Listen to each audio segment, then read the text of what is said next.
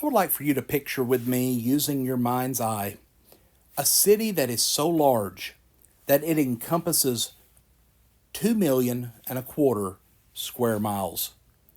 The northern boundary is 1,500 miles, as well as the east, west, and southern boundaries.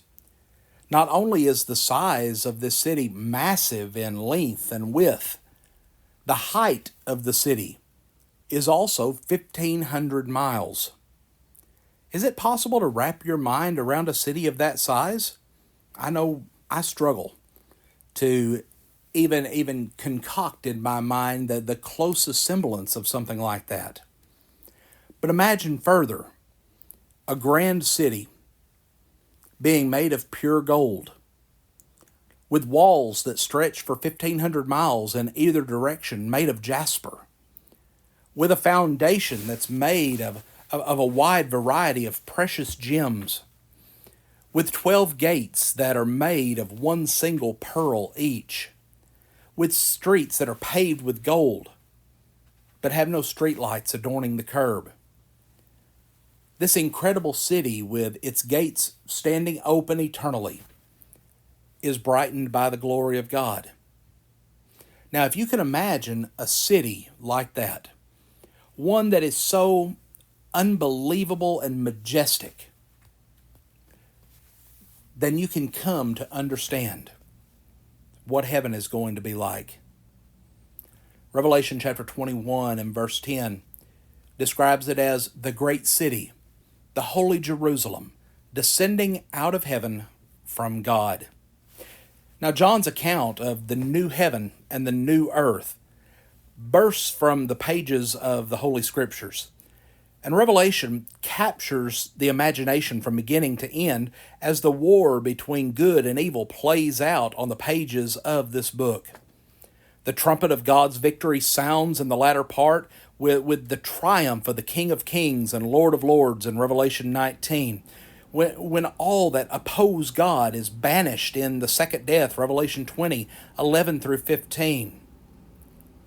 And then rising with wonder is the promise of this city that was made to mankind so long ago, given to man by God, telling us that heaven will be our eternal home.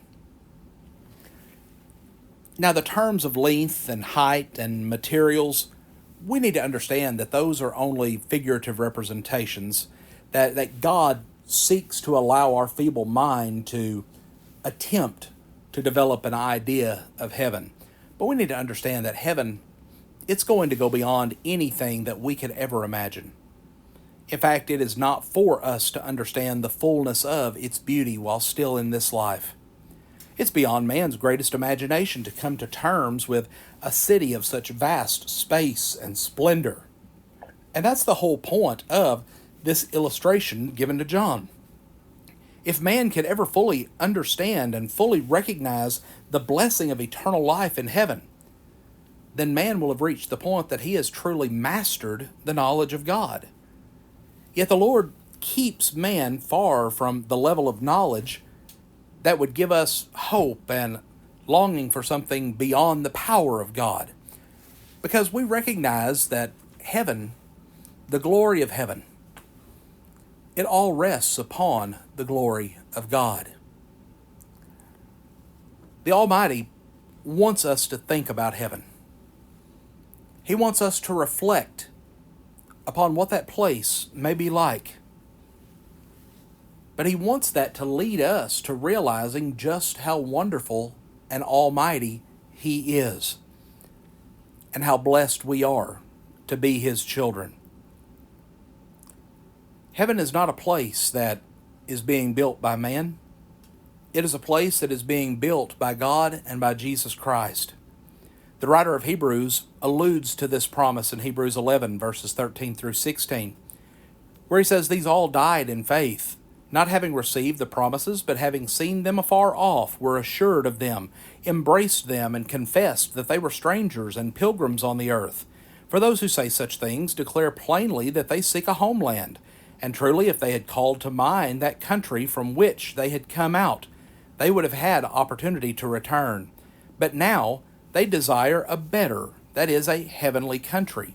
Therefore God is not ashamed to be called their God, for he has prepared a city for them.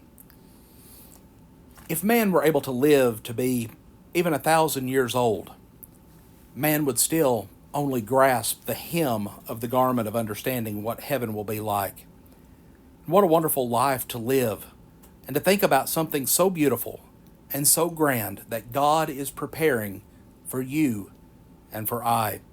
David said in Psalm 145 and verse 5, I will meditate on the glorious splendor of your majesty and upon your wondrous works. Friends, let's all take some time and let's think about heaven. Friends, we thank you for joining us today for the Noble Searcher, and have a blessed day.